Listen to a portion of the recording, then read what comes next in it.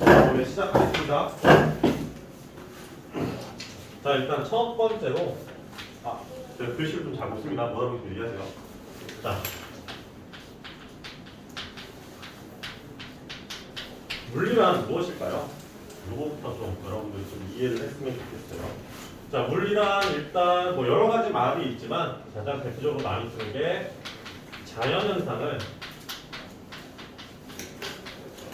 수학이라는 도구를 활용해서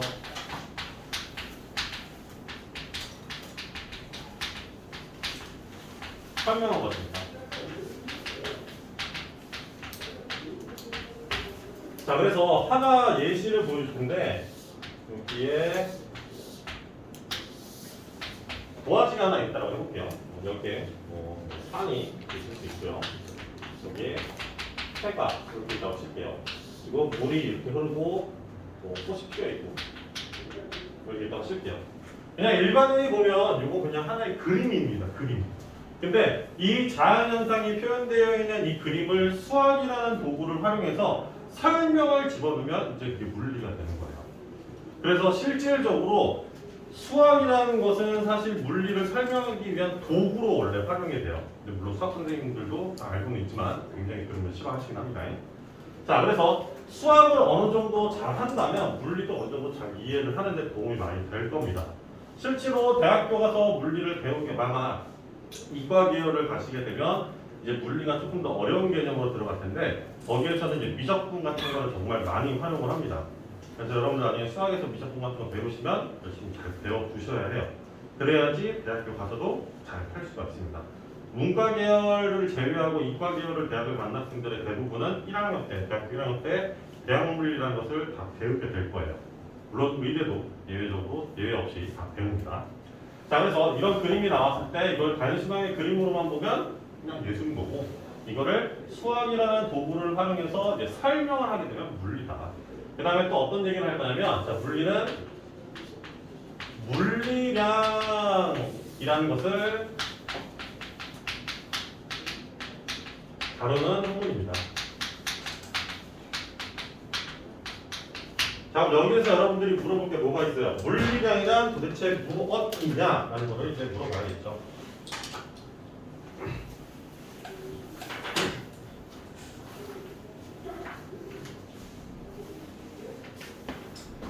자, 그래서 물리량은 뭐냐면, 자, 물리량은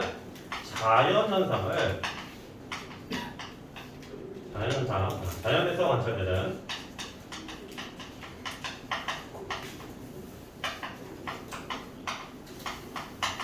현상을 뭘로 쓴 거냐면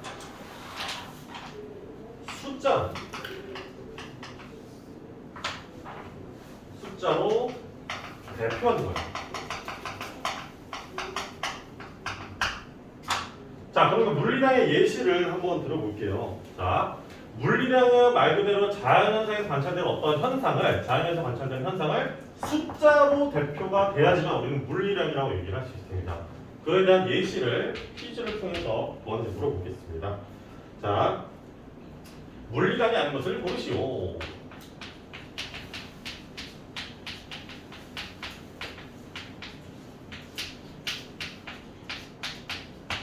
자, 1번 부피, 2번 날씨, 3번 드랍, 4번 환경, 5번 에너지, 6번 진달래. 자, 여기에는 1번부터 6번까지 모두 다 자연에서 관찰할 수 있는 것들이에요. 맞죠? 진달래 뭐 보신 분들? 자, 에너지 뭐 불타고 뭐 이런 거 다 에너지죠? 그렇죠? 이 빛도 에너지죠. 다 에너지야. 우리 자연에서 볼 수 있는 거야. 자, 그런데 여기에서 물리량이 안 되는 것들이 있어요. 그 안 되는 것들이 뭐가 있느냐? 자, 날씨, 그 다음에 환경, 그 다음에 진달래. 이렇게 세 개는 물리량이 될 수 없어요. 왜? 숫자로 표현할 수 없기 때문입니다. 진달래를 숫자로 표현하나요? 진달래는 진달래 그 자체죠? 그죠? 네. 그래서 물리량 같은 경우는 말씀드린 대로 숫자로 대표되는 것만 우리가 물리량이라고 얘기할 수 있어요. 자, 그러면 여기에서 또 하나 기본적인 거. 자, 여러분 하나 물어볼게요. 자, 기호와 단위에 대해서 얘기를 해보겠습니다. 자, 기호는 뭘까요? 혹시 기호 아시는 분? 네, 센티미터. 저는 단위죠. 자, 기호는 뭘까요? 기호라는 말 자체는 다 들어봤지. 근데 기호가 뭐냐고 물어봤을 때 대답을 할 수 있어야 돼요. 그러니까 물리에서는 힘 다 들어봤을 거야. 근데 힘에 대한 정의가 뭐냐라고 물어봤을 때 뭐라고 얘기할 거지? 그 정의가 정말 중요한 거예요. 그 정의가. 알겠어요?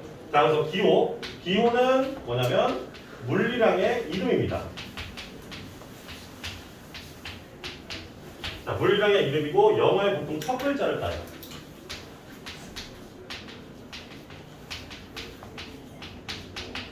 자, 뭐가 있죠? 예시가 바로 힘이 있죠? 힘.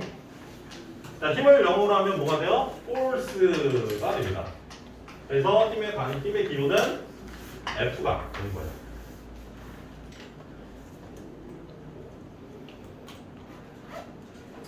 자, 그 다음에 단위. 자, 단위. 자, 단위는 뭘까요? 단위는 측정 정도를 표시한 거예요. 측정 정도를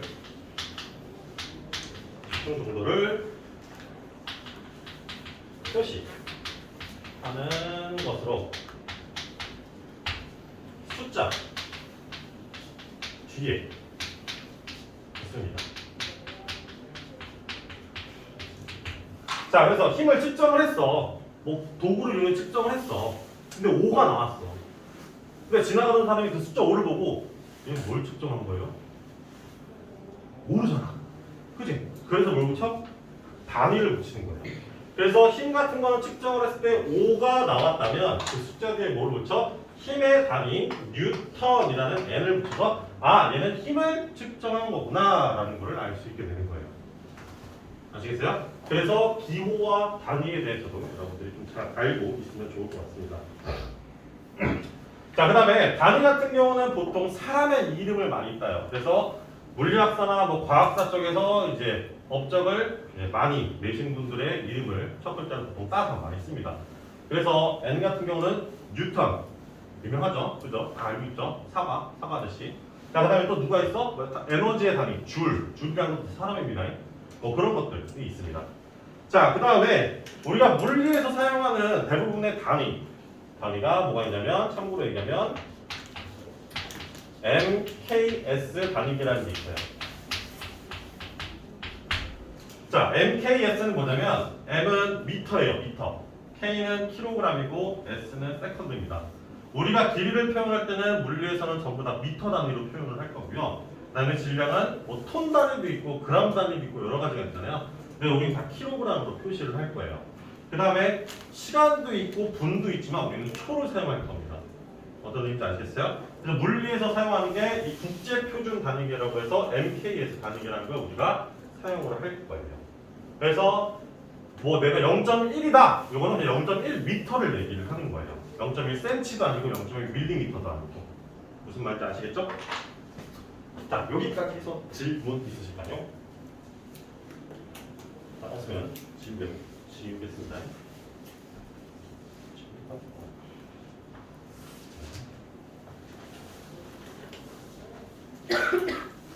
혹시 써야 되니? 아, 저거 줄게.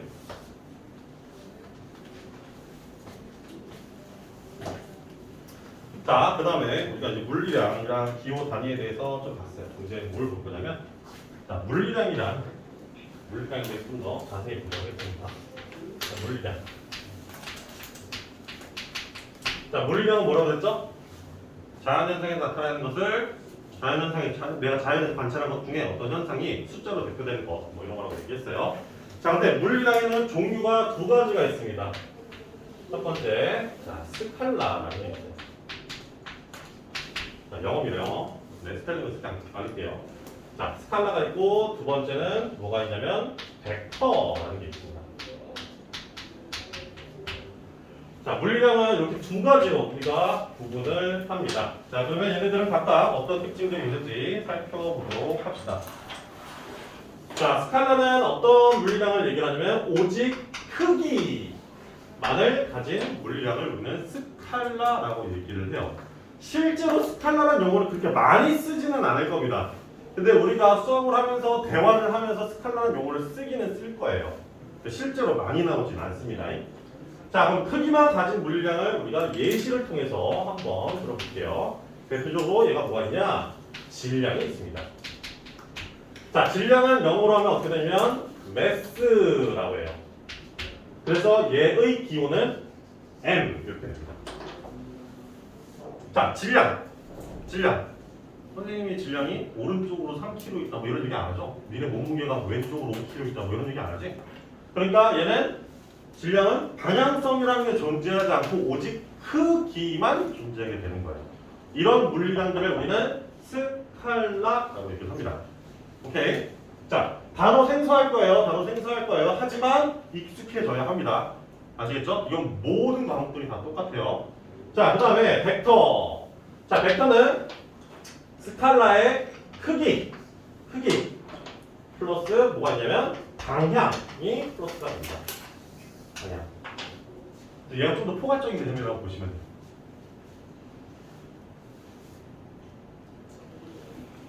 자, 그럼 벡터의 예시는 뭐가 있냐면 벡터의 예시는 아까 예를 들은 것처럼 힘 있습니다. 힘. 자, 힘은 아까 기호로 뭐라고 했지? F라고 했죠? 그죠?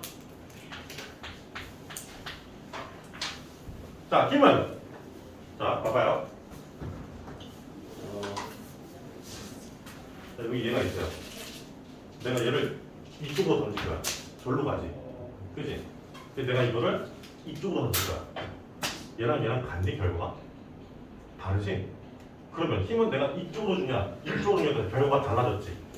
그럼 방향을 고려해야 될까, 하지 말아야 될까?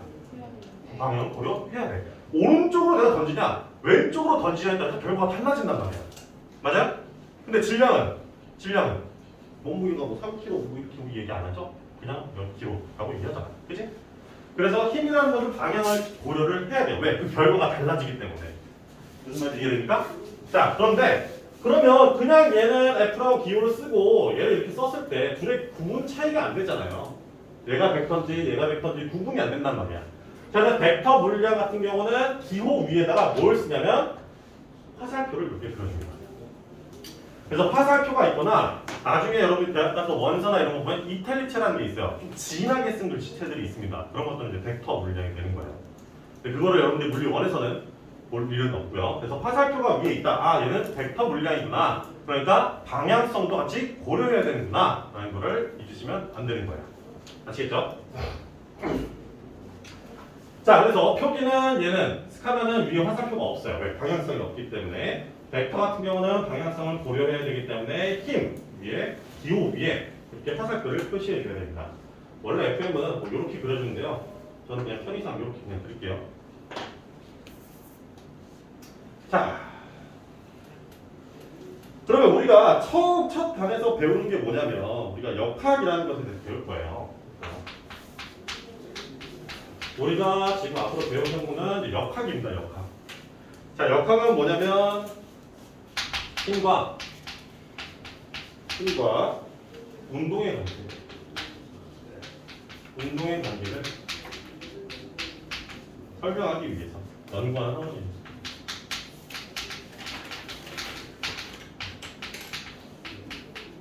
그래서 이 역자가 힘역자예요. 힘역자. 그래서 힘과 온도의 관계를 연구하는 학문입니다.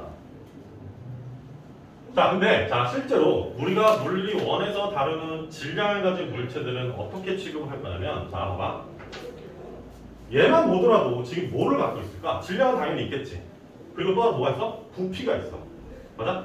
그러면 이 부피가 있는 이 지우개가 질량이 어떻게 있니? 다 퍼져 있지.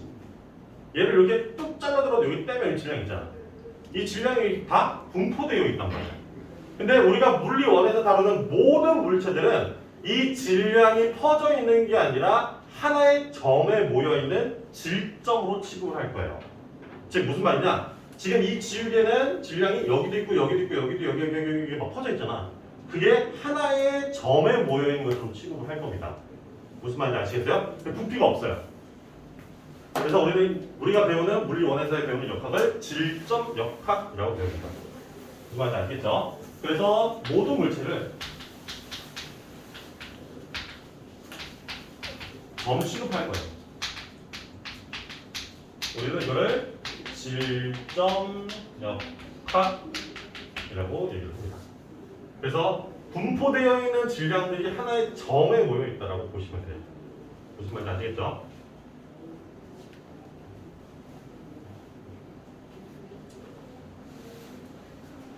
자, 그 다음에 여기까지 혹시 질문 있을까요? 우리 크게 어렵지 않죠? 나만 덥나요? 끌게요. 제가 떠들어서 덥네요. 자, 그 다음에 두 번째 스칼라와 벡터의 연산입니다.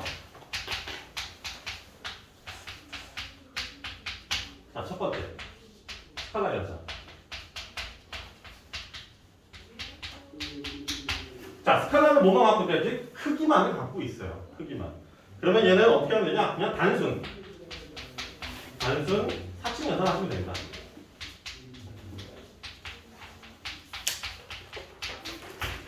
단순 사칭 연산하시면 돼요. 더하고 빼고 곱하기 나누기 이거 하시면 됩니다. 자, 그래서 예를 들면 자, 2kg짜리 사과를 3kg짜리 사과랑 같이 해서 저 위에 올려놨어요. 그럼 얘가 어떻게 구하면 돼? 그냥 더하기 5kg 이렇게 끝입니다.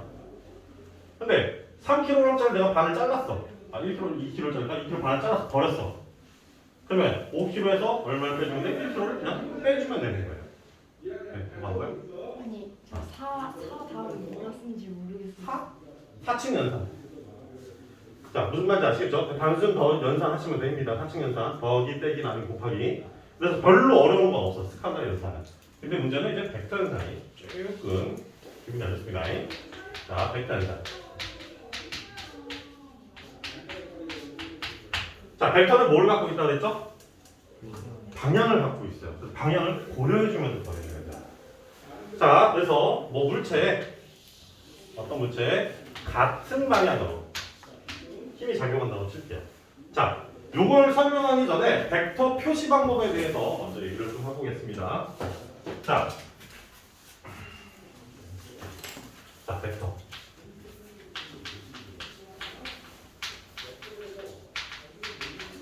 자, 벡터는 우리가 어떻게 표시하냐면 화살표로 표시합니다. 화살표. 자, 이때 여기를 우리는 시작점 해서 줄여서 시점이라고 불러요. 그 다음에 이 벡터의 크기는 이 화살표의 길이입니다. 그래서 이게 크기를 의미하고요. 그 다음에 여기 있는 이 화살표에 있는 머리, 얘가 바로 방향을 알려주는 거예요.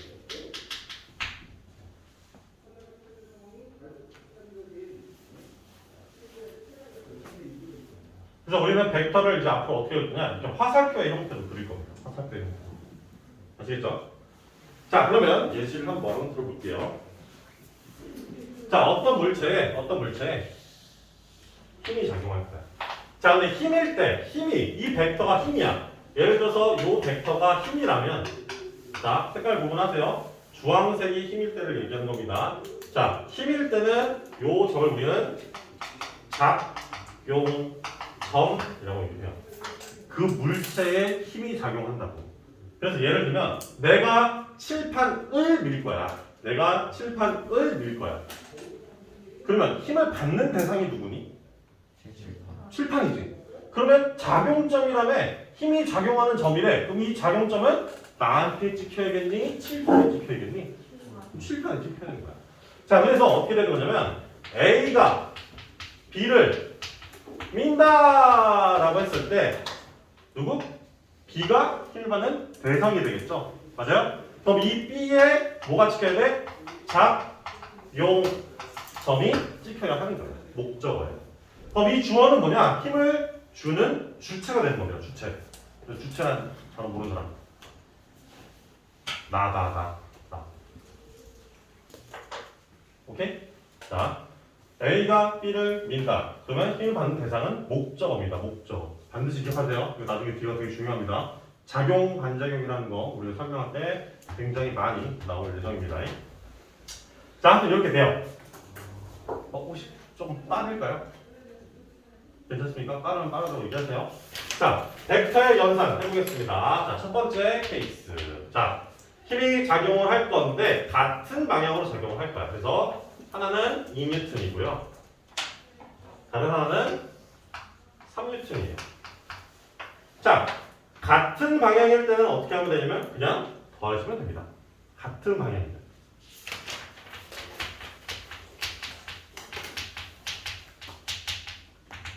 2N 더하기 3N. 그래서 그냥 5N 쓰시면 돼요.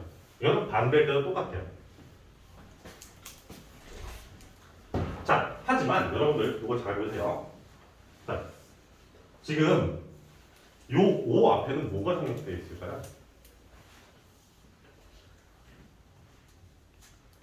방향? 응? 그렇군요. 벡터?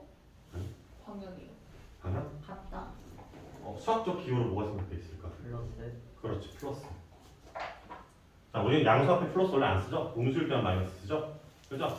자, 플러스가 빠진 겁니다. 이 플러스가 의미가 뭘까? 방향을 의미하는 거야. 그러면 지금 오른쪽을 내가 플러스로 잡았다는 뜻인 거예요. 이게 무슨 말인지 아시겠습니까? 그래서 요거를 조금 더 자세하게 쓰면 이렇게 되는 거야. 플러스 2N 더하기 플러스 3N 해서 결과가 플러스 5N이 나온 거야. 그럼 이렇게 해서 단순히 더한 건 수학이야. 이건 단순히 더한 건 수학이야. 우리는 이거를 해석해야 돼. 뭐라고 했을 때? 이 물체의 오른쪽으로 2N이 작용하고 오른쪽으로 3N이 작용해서 총 이 물체는 오른쪽으로 5N이 작용한다는 뜻인 거예요. 이렇게 해석을 해야 되는 겁니다. 아시겠죠? 자, 그러면 이걸 거꾸로 뒤집었어. 이제 어떻게 되지? 우리가 오른쪽으로 플러스 잡았잖아. 그럼 거꾸로 뒤집어서 어떻게 되지? 마이너스 5N이 나오겠죠? 그죠? 그렇게 하면 되는 겁니다. 그래서 반드시 힘이 2개 이상 나왔을 때는 여러분들이 한쪽을 어느 기준을 잡아줘야 돼.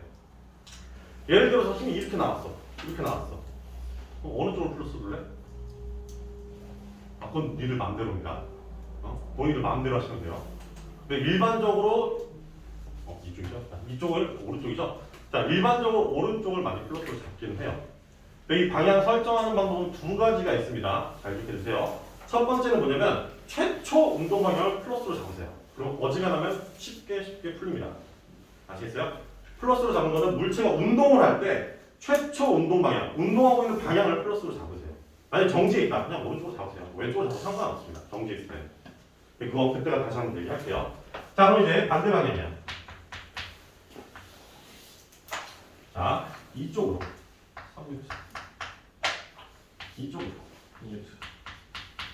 자, 만약 그냥 방향을 고려하지 않고 3m 유지하면 5m 이러면 안 된다. 왜? 얘는 방향이 다르잖아. 그럼 우리가 이거를 어떻게 계산을 해야 되는 거냐? 자, 우리가 지금 기준은 오른쪽으로 플러스를 잡았습니다. 즉 이쪽을 플러스, 이쪽을 마이너스로 잡은 상태예요. 자, 그러면 얘는 어떻게 해야 돼? 더하면 플러스 3N 더하기 마이너스 2N 이렇게 하시면 돼요. 그러면 얘한테 남는 건 뭐야? 플러스 1N 이렇게 되겠죠? 자, 그럼 우리는 이거를 해석을 해야 된다. 뭐라고? 오른쪽으로 1N이 남았구나. 근데 만약에 이 힘의 두 개의 크기가 같아. 그럼 어떻게 되겠어? 반대 방향으로 자는데 같아. 어떻게 했어? 빵. 분명히 3N 작용한다고 치자. 3N 작용한다고 치자. 그럼 6N 아닌가요? 그럼 단순히 크기만 고려했을 때. 근데 왜 0이 나오는 거지? 방향을 고려해야 되니까. 이거잖아요. 이거 무슨 말인지 아시겠죠? 자, 그래서 벡터는 단순 연산을 하시면 안 되고 뭐를 고려해야 된다? 방향을 반드시 고려를 해서 계산해야 된다. 자, 그럼 여기에서 요거 하나가 또 등장을 하게 됩니다. 자, 우리가 지금 이렇게 힘을 어떻게 했어요? 더했죠. 더하는 걸 우리 뭐라고 그러지? 합한다 라고 하죠. 그래서 우리는 얘를 합력이라고 부를 거예요. 얘도 합력이라고 얘기할 겁니다. 자, 합력의 별칭이 또 하나 있어요. 이 합력의 별칭은 또 뭐가 있냐면 R자임이라고도 우리가 얘기해요.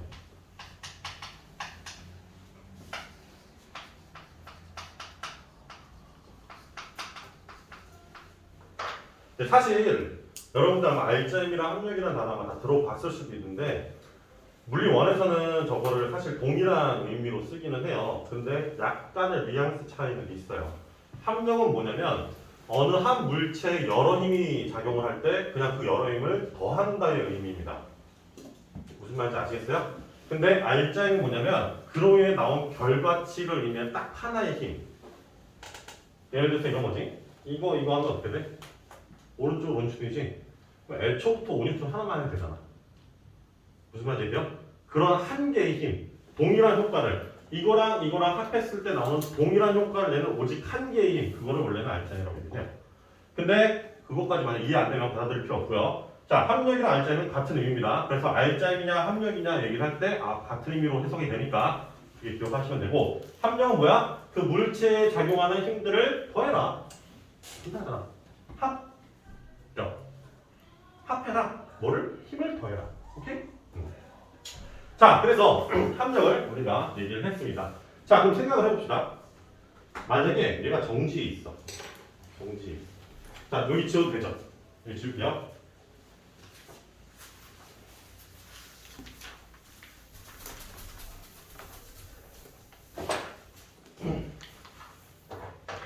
자, 만약에 자, 세 번째 경우를 한번 들어보겠습니다. 자, 양옆으로 같습니다. 3일.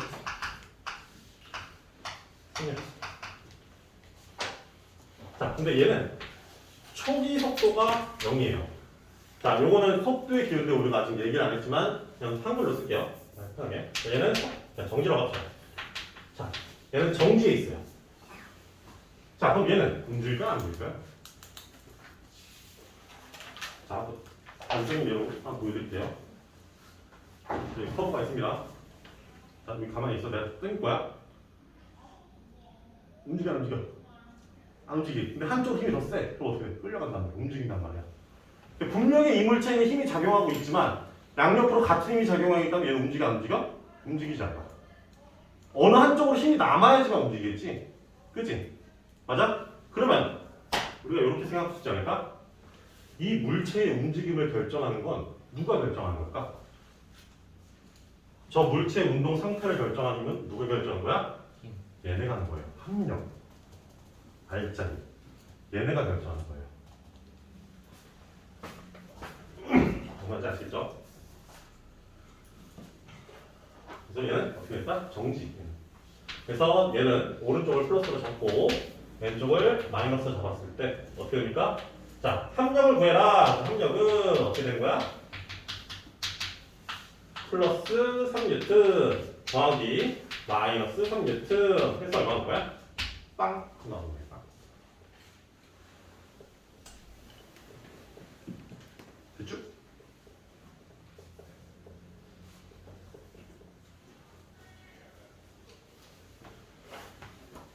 자, 그래서 얘는 합력이 0이다. 자, 그러면 여기에서 또 하나 용어가 하나 등장을 할 겁니다. 이거 중학교 안 배우더라고요. 학교에서도 안 가르쳐주고. 자, 합력은 우리가 기호로 원래 FM의 기호는 어떻게 되냐면 이렇게 있습니다. 이 시그마라고 부르는데요. 이건 수학적 기호예요. 수학에서 다 더해라 라는 뜻입니다. 그래서 힘을 다 더해라 라는 뜻이에요. 이렇게 쓰기도 하고요. F 쓰고 네트 이렇게 쓰기도 합니다. 이건 참고로 그냥 보시면 될 것 같아요. 자, 우리가 지금 어떠한 물체에 작용하는 이런 힘들을 어떻게 했지? 표현을 했어요. 그림을 통해서 표현을 했어요. 자, 이거를 뭐라고 부르냐?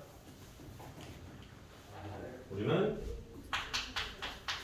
자유물체도를 그린다라고 합니다. 자유물체도. 자, 영어로 하면 프리, 아디, 바이어, 네, 이라고 해요. 그래서 줄여서 F, B, D라고 합니다. 사실 여러분들이 중학교 때 수도 없이 많은 그림을 그리면서 물체 적용 힘들을 저희가 화살표를 통해서 그렸지만 그게 정확히 뭔지에 대한 용어는 학교에서 보통 잘 안 가르쳐 주더라고요. 선생님도 작년까지 학교에서 했는데 물어봤어. 이게 자격증 아니야? 그래서 모른대. 학교에서 안 해주니? 처음 들어봤는데요. 그런 거 깜짝 놀랐어요. 자, 자연치들은 뭐냐면 간략하게 얘기를 하면 물체 작용의 힘 다 그려라. 그거예요. 물체 작용의 힘 다 그려라. 그래서 간략하게 얘기하면 힘을 표시해라.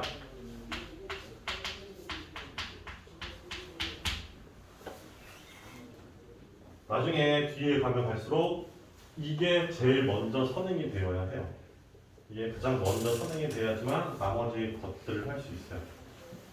여러분들이 물리를 어려워하는 이유가 이런 것들을 안 하기 때문에 답이 안 나오는 겁니다. 수학은 문제에 힌트가 다 있어요. 조건들이 다 나와 있어요. 그걸 조합하면 답이 나와요. 근데 물리는 선행을 먼저 해야 될 게 있어요. 그걸 안 하면 답이 아예 안 나와요. 주어져 있는 그림, 주어져 있는 문제의 글귀를 그것만 가지고는 안 돼요. 그거를 분석을 하셔야 합니다. 그림도 그리고 그래프도 그리고 하셔야 돼요. 그래서 막 암산으로 막 하려고 하는데 안 됩니다. 자, 무슨 말인지 아시겠죠? 자, 그러면 자 힘을 이렇게 더했어. 힘을 더했어. 근데 여기에 이 물체를 A라고 하고 이 물체를 B라고 할게요. 얘한테도 힘이 뭐 3N 오른쪽으로 적용한 것이다. 이거랑 더할 수 있을까요? 이거랑 이거를 더할 수 있다는 뜻은 뭐냐면 내가 얘를 미는데 얘한테 힘이 작용하는 거 같아요. 말이 안 되지? 자, 그러면 이렇게 힘을 더할 때는 어떤 경우에만 더할 수 있냐면 작용점. 이 작용점이 일치할 때만 가능합니다. 그래서 내가 지우개를 밀어요. 또 다른 사람이 지우개를 밀어요. 지우개를 이렇게 되지. 작용점이 지우개야. 그럼 그 두 힘을 더할 수 있어. 근데 내가 지우개를 하나는 책상을 칠판을 이 두 개 더할 수 있어 없어? 더할 수 없어. 어떻게 해야 돼? 힘을 더하고 뺄 때, 합할 때는 어떻게 된다? 작용점이라는 게, 이 작용점이라는 게 반드시 일치해야지만 우리가 합할 수 있어요. 무슨 말인지 아시겠죠? 오케이? 자, 지금 한 대충 한 2분 정도 남았는데 질문. 자,